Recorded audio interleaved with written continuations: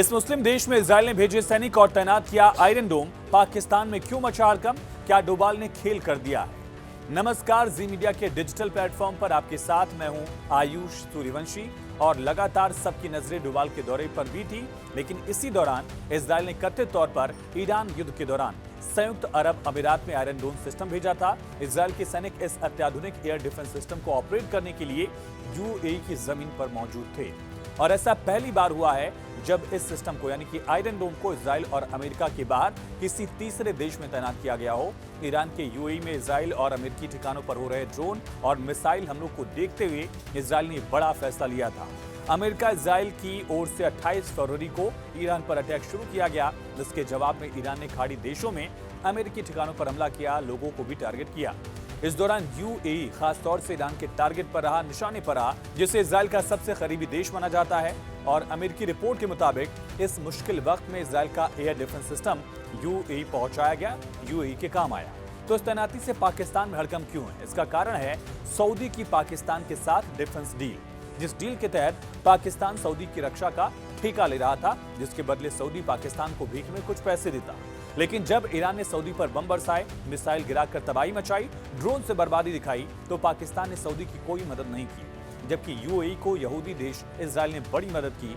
Saudi और UAE के बीच competition भी रहता है और इजराइल पाकिस्तान जानी दुश्मन है, तो जाहिर है इजराइल के इस कदम से पाकिस्तान में हड़कंप मच गया। उधर अजीत डोभाल भी सऊदी के बाद यूएई के दौरे पर थे। इससे भी पाकिस्तान की चिंताएं काफी बढ़ गई हैं। यानी पाकिस्तान के लिए दो बड़ी चुनौतियां हैं, भारत और इजराइल, और दोनों के रिश्ते यूएई के साथ बहुत तेजी से मजबूत होते जा रहे हैं। याद करिए अब्राहम अकॉर्ड्स में भी यूएई और इजराइल के बीच बातचीत हुई थी, समझौते हुए थे। वहीं एक अमीराती अधिकारी के हवाले से दावा यह भी किया गया कि इजरायली प्रधानमंत्री बेंजामिन नेतन्याहू ने यूएई के राष्ट्रपति मोहम्मद बिन जायद अल नाह्यान के साथ बातचीत की थी। इसके बाद आयरन डोम सिस्टम को तैनात करने का आदेश दिया गया। इसने यूएई की ओर आ रही ईरानी मिसाइलों को रोका। संकट के दौरान इजराइल की मदद को यूएई भूलेगा नहीं, ये भी कहा जा रहा है। वहीं इसी रिपोर्ट में और जानकारी है, दो इजरायली अधिकारी और एक अमेरिकी अफसर के हवाले से बताया गया कि ईरान के साथ युद्ध की शुरुआत में ही इजराइल ने संयुक्त अरब अमीरात यानी यूएई को आयरन डोम एयर डिफेंस सिस्टम भेजा था। इसे चलाने के लिए इजरायली सैनिक भी भेजे गए, क्योंकि यूएई पर बड़े पैमाने पर हमले हो रहे थे। इजराइल के आयरन डोम डिफेंस सिस्टम को दुनिया की सबसे अच्छी वायु रक्षा प्रणाली माना जाता है, जो 4 से 70 किलोमीटर की दूरी से दागे गए और रॉकेट्स, मिसाइल और ड्रोन्स को तबाह कर देता है। इसे इजराइल के राफेल एडवांस डिफेंस सिस्टम और इजराइल एरोस्पेस इंडस्ट्रीज की तरफ से डेवलप किया गया है, जो कि सबसे कारगर डिफेंस सिस्टम में से एक है। ईरान में 28 फरवरी से युद्ध शुरू हुआ। 8 अप्रैल को सीजफायर की घोषणा तक यूएई इस क्षेत्र में किसी दूसरे देश की तुलना में ईरान का सबसे ज्यादा टारगेट बना। यूएई के रक्षा मंत्रालय के मुताबिक इस अवधि में 550 बैलिस्टिक और क्रूज मिसाइलों के साथ ही ईरान ने 2000 से ज्यादा ड्रोन यूएई पर दागे थे। इजरायली अधिकारियों ने बताया कि यूएई के राष्ट्रपति मोहम्मद बिन जायद के युद्ध शुरू होने के बाद बेंजामिन नेतन्याहू से बात हुई।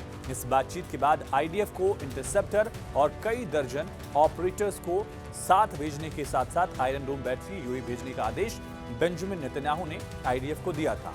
एक सीनियर इजरायली अधिकारी ने बताया कि पहली बार था जब इजराइल ने किसी दूसरे देश को आयरन डोम की बैटरी भेजी थी। अभी तक अमेरिका और इजराइल ही इस एयर डिफेंस का इस्तेमाल करते रहे हैं। इन दोनों देशों के बाहर ऐसा पहला देश अब यूएई बन गया है, जहां इस प्रणाली का युद्ध के दौरान उपयोग किया गया, वो भी एक मुस्लिम देश। दावा है कि इजराइल और यूएई के अधिकारियों ने बताया कि युद्ध शुरू होने के बाद से दोनों देश सैन्य और राजनीतिक रूप से एक दूसरे के साथ मिलकर काम कर रहे हैं। यूएई के एक अधिकारी ने बताया कि जो देश को ईरानी हमलों से बचाने में मदद करता हुआ दिखेगा, उसे सकारात्मक नजर से देखा जाएगा।